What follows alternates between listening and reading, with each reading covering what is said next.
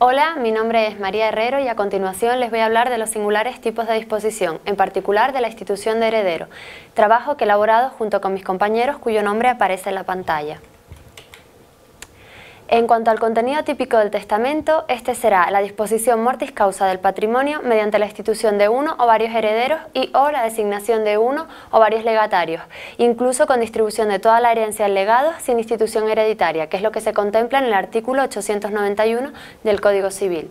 También pueden entenderse comprendidas en el contenido típico del testamento las disposiciones accesorias o instrumentales relacionadas con el fenómeno sucesorio que culmina en la adquisición mediante el título de heredero o legatario. Es decir, las órdenes del testador relacionadas con la ejecución de su voluntad, administración y distribución final del caudal hereditario entre esos beneficiarios. Junto al mencionado contenido típico del testamento existe un contenido atípico, de carácter extrapatrimonial, principalmente ligado a la configuración de las relaciones personales y familiares a través del cauce del testamento.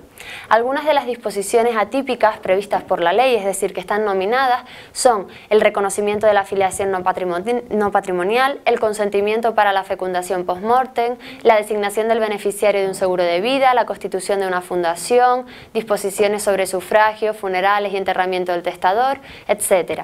Y disposiciones atípicas que no estén previstas por la ley, es decir, disposiciones innominadas, podemos decir que es válido y eficaz incluir en el testamento el reconocimiento de una deuda o de otros derechos o relaciones jurídicas, cualesquiera confesiones extrajudiciales, declaraciones de ciencia, etc. En estos casos se trata de disposiciones unilaterales y no existe norma que exija para el acto requisitos formales que no cubra la forma testamentaria.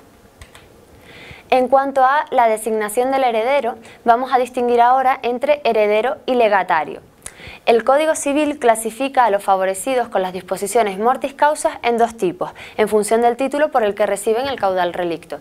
Como regla general, el heredero puede ser llamado a toda la herencia, a una cuota o a parte alícuota del haz hereditario o al remanente o resto del haz hereditario, en tanto que el legatario sucederá solo en uno o varios bienes o derechos concretos y singulares. El instituido heredero asume la entera posición del causante, pues se subroga personalmente en el conjunto de relaciones jurídicas transmisibles del cuius, en virtud de un solo título y de un solo acto, en bloque y sin recurrir a los mecanismos de transmisión singular de cada uno de los bienes, derechos y obligaciones que se integran en la herencia. Ser sucesor a título universal comporta erigirse en continuador de las relaciones jurídicas activas y pasivas del fallecido. De ahí los rasgos esenciales del título del heredero: suceder en una universitatis iuris con una fuerza expansiva de la que carece el legado, responder de las deudas del causante y estar dotado de las facultades más amplias para garantizar la sucesión y la responsabilidad propias del título y la ejecución de la voluntad del testador. Por otro lado, es legatario el favorecido en el testamento que no es heredero, y esto es porque no es posible técnicamente identificar al legatario ni con un sucesor a título particular ni con un adquiriente de bienes. Ello es así porque es que el legatario no siempre sucede al causante. En definitiva, el legatario es un beneficiario designado en testamento que no es sucesor en una cuota hereditaria, no responde de las deudas de la herencia y ha de solicitar al heredero o al albacea la entrega de lo que le corresponde tras la liquidación, pues carece de la facultad de tomar por sí posesión de la cosa legada, que es lo que se contempla en el artículo 885 del Código Civil, aunque adquiere su derecho de forma automática y sin necesidad de aceptación, que es lo establecido en el artículo 881. Los criterios para determinar el tipo de llamamiento pues hay que atender si para decidir si el testador quiso otorgar al beneficiario la calidad de heredero o de legatario, atendemos a dos criterios: el nomen juris, es decir, la denominación empleada en el llamamiento, y por otra parte la assignatio, es decir, el contenido de la disposición. El debate actual estriba en determinar si basta, para que el llamado lo sea como heredero, que el causante le hubiera asignado la herencia, una cuota o el remanente, o si es preciso indagar más allá de la asignación formal para averiguar la auténtica voluntad del causante. En la resolución de este problema resultan esclarecedoras tres ideas. Primero, la libertad de disposición mortis causa no permite alterar los conceptos legales de heredero y legatario. Segundo, sobre la determinación del tipo de llamamiento, el Código Civil ofrece reglas dispositivas basadas en la interpretación de la voluntad presumible del causante. Y tercero, el límite no puede franquear el testador es la alteración del contenido esencial de la institución hereditaria. Una solución se abre paso en la jurisprudencia y la doctrina de los últimos años. años, de manera que prevalece la voluntad del causante sobre los términos de la disposición. En segundo lugar, se presume la calidad de heredero si el llamamiento es la totalidad de los bienes y la calidad de legatario si lo es a un bien determinado. Y en tercer lugar, estas presunciones quedan inoperantes si se demuestra en el caso concreto que la voluntad del testador, la real, fue otra, siempre que la posición jurídica que se pretende transmitir con el llamamiento respete los rasgos esenciales de cada título. En cuanto a las figuras intermedias, la contradicción que la figura de heredero y legatario suponen con la regla general hace que sus rasgos y régimen sigan siendo controvertidos y que apenas exista un acuerdo sobre sus efectos. Cuando es una institución de cosa cierta, el artículo 768 del Código Civil establece que el heredero instituido en cosa cierta será considerado como legatario. Esta norma toma una dirección opuesta a la del derecho clásico romano, en consonancia con los principios sucesorios actuales. En cuanto al legado de parte alícuota, aplicando a contrario el ya estudiado artículo 768 del Código Civil, parece que el así llamado debería ser considerado heredero, pese al uso del término legatario, y esa será la presunción de la que parte el Código Civil. En nuestro Código Civil, sin embargo, la única mención expresa del legado de parte alícuota se contiene en el artículo 655 y es accidental y errónea. En cambio, tanto la Ley de Enjuiciamiento Civil del año 2000 como la normativa del Registro de la Propiedad mencionan expresamente al legatario de parte alícuota y le conceden ciertas prerrogativas procesales. Es muy discutido el régimen jurídico del legatario de parte alícuota, pues goza de algunos rasgos propios del título hereditario. En concreto, derivan los siguientes rasgos y facultades. Primero, no es deudor personal de las deudas hereditarias, no se subroga en las obligaciones del testador, pues como todo legatario no responde de las deudas y de las cargas. En segundo lugar, participa en la comunidad hereditaria junto con los coherederos y por eso se le reconoce el derecho a promover la división judicial de la herencia. En tercer lugar, tiene derecho a que le satisfagan su parte de bienes hereditarios, salvo de las excepciones al pago in natura que están consagradas en el Código Civil. En cuarto lugar, le afecta la colación respecto a las donaciones que hubiera recibido. En quinto lugar, la prohibición de ser nombrado contador-partidor debería alcanzarle por ser parte interesada en la partición con clara generación de un conflicto de intereses. Y, en sexto lugar, puede solicitar y obtener la anotación preventiva de su derecho en el registro de la propiedad. En cuanto a la identificación del heredero, con arreglo al artículo 750, toda disposición a favor de persona incierta será nula, a menos que por algún evento pueda resultar cierta. La forma de designar al favorecido es absolutamente libre, incluso aunque quede indeterminado al testar, siempre que sea determinable de acuerdo con la voluntad del testador y resulte plenamente identificado con el momento de surtir efecto la disposición mortis causa. La designación puede ser bien nominativa o directa, o bien circunstancial o indirecta. Por lo que respecta a la primera, la identificación del heredero puede hacerse consignando su nombre y apellidos, aunque no es una formalidad necesaria. En efecto, el testador designará al heredero por su nombre y apellidos, y cuando haya dos que lo tengan iguales, deberá señalar alguna circunstancia por la que se conozca destituido. Ahora bien, si el testador hubiera omitido el nombre del heredero, pero lo designa de modo que no puede dudarse de quién es válida la institución. No obstante, puede ocurrir que no sea posible determinar al favorecido, es decir, si entre personas del mismo nombre y apellido hay igualdad de circunstancias y estas son tales que no se permite distinguir al instituido. En ese caso, ninguno será heredero. Por lo que respecta a la segunda, la designación indirecta o circunstancial de heredero, pues consistirá en ofrecer al testador pautas para concretar e identificar inequívocamente el beneficiario al que no designó nominativamente. En este sentido, son frecuentes los llamamientos por vía de parentesco, por referencia a un cargo, por mención de apodo familiar, etc. En cuanto a la irrelevancia de los motivos de la designación, el artículo 767 trata de salvar la validez de la voluntad mortis causa al quitar valor como regla a los móviles o motivos que indujeron al testador a establecer la liberalidad. Según ese precepto, la expresión de una causa falsa de la institución de heredero o del nombramiento del legatario será considerada como no escrita, a no ser que del testamento resulte que el testador no habría hecho tal institución o legado si hubiese conocido la falsedad de la causa. El párrafo segundo del citado artículo 767 establece que la expresión de una causa contraria a derecho, aunque sea cierta, se tendrá también por no escrita.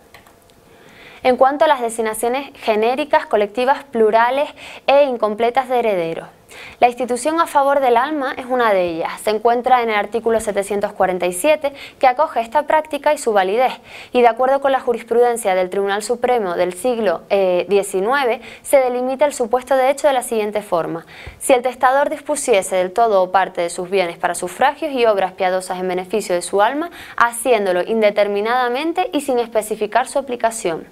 En cuanto a la institución a favor de los pobres, de nuevo, cuando el testador efectúa una designación genérica a favor de los pobres sin designar las personas ni la población, el artículo 749 trata de circunscribir a los beneficiarios y la forma de proceder a la distribución. Así, los beneficiarios se entenderán limitados a los del domicilio del testador en la época de su muerte, si no costare haber sido otra su voluntad. En cuanto a los legitimados para calificar a los pobres y distribuir los bienes, también en el caso de que el testador lo hubiese dispuesto a favor de los pobres de una parroquia o pueblo determinado, serán en primer término la persona designada por el testador, en su defecto los albaceas, y si no lo hubiere, el párroco, el alcalde y el juez municipal, que resolverán por mayoría de votos las dudas que se susciten.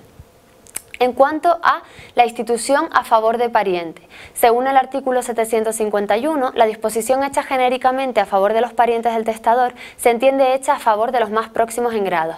La mayoría de la doctrina entiende que la designación comprende solo los parientes consanguíneos, pero no los afines, y que sin embargo no existe límite al cuarto grado por la voluntad del testador de beneficiar a cualesquiera parientes antes que al Estado.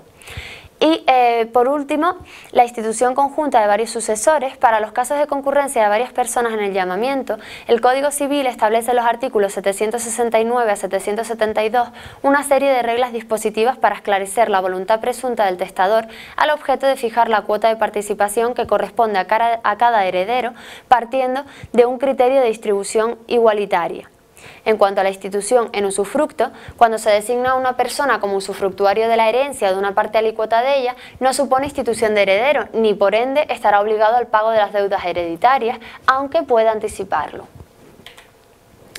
En cuanto a las modalidades accesorias de la institución hereditaria, los elementos accidentales de la disposición mortis causa vienen regulados en los artículos 790 a 805 del Código Civil, cuya regulación se aplica a las instituciones de heredero y al nombramiento de legatario, así como a otras disposiciones del testador. Lo que no esté previsto en dicha sección se regirá por las reglas establecidas para las obligaciones condicionales, que están en los artículos 1113 a 1124 del Código Civil. Sin embargo, han de primar las especialidades sucesorias al determinar el régimen de las condiciones y, en particular, de las resolutorias. En cuanto a la institución de heredero bajo condición, a las clases, condiciones y régimen general de su licitud o ilicitud, hay que decir que hay condiciones imposibles o contrarias a las leyes o a las buenas costumbres. Para ellas, el artículo 792 establece con carácter imperativo que se tendrán por no puestas y en nada perjudicarán al heredero o legatario que tiene derecho a la atribución aunque no se cumpla la condición. En cuanto a las condiciones captatorias, el artículo 794 del Código Civil, con el fin de evitar toda restricción a la libertad de disponer mortis causa, establece que será nula la disposición hecha bajo condición de que el heredero o legatario haga en su testamento alguna disposición a favor del testador o de otra persona. En cuanto a las condiciones potestativas, causales o mixtas y el tiempo y modo de su cumplimiento, dice el artículo 795 que la condición potestativa, es decir, aquella que depende de la voluntad del heredero o del legatario, ha de ser cumplida una vez enterados de ella, después de la muerte del testador, en un plazo razonable, aunque se exceptúa el caso en que la condición ya cumplida no pueda reiterarse. El artículo 796 del Código Civil regula la condición causal, es decir, el azar, o mixta, la potestativa y causal, que bastará que se realice o cumpla en cualquier tiempo, vivo o muerto el testador, si éste no hubiese dispuesto otra cosa. En cuanto a los efectos de la condición suspensiva, puede quedar pendiente el cumplimiento de la condición, en cuyo caso la delación no se produce en el momento de apertura de la sucesión, sino cuando se cumple la condición suspensiva. Nadie puede aceptar ni repudiar sin estar cierto de su derecho a la herencia, que es lo que dice el artículo 991 del Código Civil. Por tanto, el favorecido pendente condicione no puede devenir heredero, pues supondría una aceptación o repudiación condicional, que está prohibida en el artículo 990 del Código Civil. En cuanto a la intransmisibilidad mortis causa de los derechos sucesorios que están sujetos a la condición suspensiva, el problema se aborda en dos artículos contradictorios. El 759, que establece que el heredero legatario que muera antes de que la condición se cumpla, aunque sobreviva al testador, no transmite derecho alguno a sus herederos, mientras que el otro artículo, el 799, establece que la condición suspensiva no impide al heredero o legatario adquirir sus respectivos derechos y transmitirlos a sus herederos, aún antes de que se verifique su cumplimiento. Debemos entender que este último se refiere al plazo suspensivo inicial, el término incierto que necesariamente ha de llegar pero se ignora cuándo. Por el régimen de la condición suspensiva se recoge en el artículo 759 del Código Civil, por lo que el heredero no podrá transmitir su expectativa jurídica a sus sucesores, aunque el testador podrá establecer tal transmisibilidad. En cuanto al aseguramiento de los derechos del instituido mediante la puesta en administración, el artículo 801 establece que, dado que el instituido condicionalmente no puede aceptar su expectativa jurídica, se protege poniendo la herencia en administración hasta que la condición se realice o haya certeza de que no podrá cumplirse. En cuanto a la caución muciana, que es el aseguramiento de la devolución en la condición suspensiva potestativa negativa, cuando el testador somete el llamamiento a una condición consistente en una abstención del beneficiario, en teoría no podría adquirir hasta su propia muerte cuando se verificará si cumplió la condición o no. Por tanto, el artículo 800 permite adquirir desde el principio si la condición potestativa impuesta al heredero o legatario fuere negativa, cumplirán con afianzar que no harán o no darán lo que fue prohibido por el testador y en caso de contravención devolverán lo percibido con sus frutos e intereses, es decir, se hace operar como una condición resolutoria positiva. Producido el cumplimiento de la condición, surge la delación para el llamado, que podrá entonces aceptarla o repudiarla con efecto retroactivo al momento de apertura de la sucesión, que es lo contemplado en el artículo 989 del Código Civil. En cuanto a los efectos de la condición resolutoria, el régimen del instituido bajo condición resolutoria lo asimilaremos al de heredero fiduciario en una sustitución fideicomisaria condicional. La principal consecuencia de ello es la irretroactividad de los efectos del cumplimiento de la condición, de manera que el heredero condicional lo habrá sido hasta ese momento sin que haya de devolver otra cosa que el caudal relicto remanente, pero no los frutos percibidos. El heredero condicional dejaría de serlo ex nunc. Y en cuanto a la institución a término, el artículo 805 admite tanto el término inicial como el final. En ambos casos es posible establecer una fecha fija o una fecha indeterminada pero inexorable. Se entenderá llamado el heredero ab intestato tanto para cubrir el periodo que media hasta que se cumple el plazo fijado para que herede el heredero a término como para suceder tras el instituido hasta que llegue a una fecha. Por analogía han de aplicarse las normas de las sustituciones fideicomisarias puras para las relaciones entre ambos sucesores, el intestato y el designado a término. El instituido a término final solo habría de restituir los bienes de la herencia, no los frutos que percibió y que conservará. En cuanto al instituido a término inicial que fallezca antes de llegar este, transmitirá a sus propios herederos su expectativa y estos podrán ejercitar la delación al llegar el plazo, conforme al régimen que contempla el artículo 799 del Código Civil. En cuanto a la institución con obligación modal, el modo o la carga constituye una determinación accesoria de las atribuciones a título lucrativo por la cual el que adquiere la liberalidad queda constreñido a dar, hacer o no hacer algo. Cabe imponerlo, por tanto, solo en la institución de heredero o designación de legatario y en las donaciones. En cuanto a su contenido, cabe decir que puede ser de lo más variado y no es imprescindible que consista en una prestación patrimonial. Siempre y cuando este contenido sea determinado, lícito y posible, no solo al testador, sino sobre todo en el momento en el que haya de ejecutarse. El modo no puede gravar el contenido de la legítima stricta, que debe entregarse libre de gravámenes. La distinción del modo con figuras afines se plantea sobre todo en relación con la condición y el legado. Así, la distinción entre modo y legado se basa en que, mientras el legado es la atribución testamentaria a título singular que genera un derecho subjetivo para el legatario, en el modo no existe vocación sucesoria para su beneficiario. Si el favorecido pudiera exigir para sí la prestación, se trataría de un legado, y si no, pues de un modo. En cuanto a la adquisición del instituido, El instituido submodo tiene un derecho firme desde que se abre la sucesión y adquiere, como cualquier heredero, tras aceptar el llamamiento con retroacción a ese momento. Por lo tanto, su delación modal también está sometida al derecho de transmisión. Adquiridos los bienes por el instituido tras su propia muerte, lo transmitirán a sus sucesores, si bien, como se infiere en el artículo 797.2 del Código Civil, quedarán obligados a cumplir la carga modal, que se transmite igualmente. Según la interpretación más extendida del artículo 797.2, en el momento de adquirir la herencia, el instituido modalmente debe prestar fianza de que cumplirá lo mandado por el testador y de que devolverá lo percibido con sus frutos e intereses si faltare a esta obligación. En cuanto al cumplimiento del modo, la obligación modal será exigible desde que el instituido adquiere la herencia, salvo disposición en contrario del testador. Podrán exigir el cumplimiento de la obligación modal las personas a quienes el testador encomendó esa función, los albaceas como encargados de velar por la ejecución de su voluntad y, en su defecto, los herederos como ejecutores naturales, así como quienes resultarían beneficiarios en caso de incumplimiento y revocación de la atribución. La imposibilidad sobrevenida del cumplimiento de la prestación modal, como regla, no comporta su extinción, pero han de distinguirse varios supuestos. Cuando, sin culpa o hecho propio el heredero legatario, no pueda tener efecto la institución o legado de que trata el artículo precedente en los mismos términos que haya ordenado el testador, deberán cumplirse en otros, los más análogos y conforme a su voluntad. Si tampoco fuese posible reconvertir o conmutar el modo en otras aplicaciones similares, lo más razonable es considerarlo extinguido por imposibilidad sobrevenida no imputable. Si la imposibilidad es debida a hecho impeditivo de quien se beneficiaría con el incumplimiento, se considera cumplido el modo, lo mismo que si quien lo impide es el beneficiario del modo. Si la imposibilidad sobrevenida es imputable a culpa del obligado, se aplicarán los efectos del incumplimiento del modo.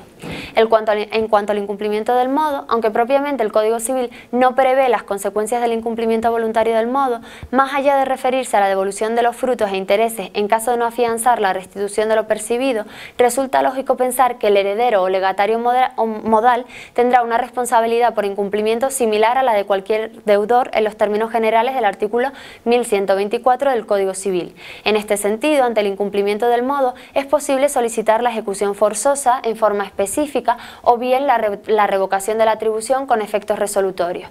Si se opta por el cumplimiento en forma específica, serán de aplicación los artículos 699 y siguientes de la Ley de Enjuiciamiento Civil. Por último, si se opta por la revocación de la liberalidad moral, al tratarse de una resolución por incumplimiento, es preciso solicitarla mediante declaración de voluntad ad hoc y no bastará el mero retraso ni el incumplimiento de una parte accesoria o secundaria de la obligación. De prosperar, los bienes seguirán el destino previsto por el causante o por la ley.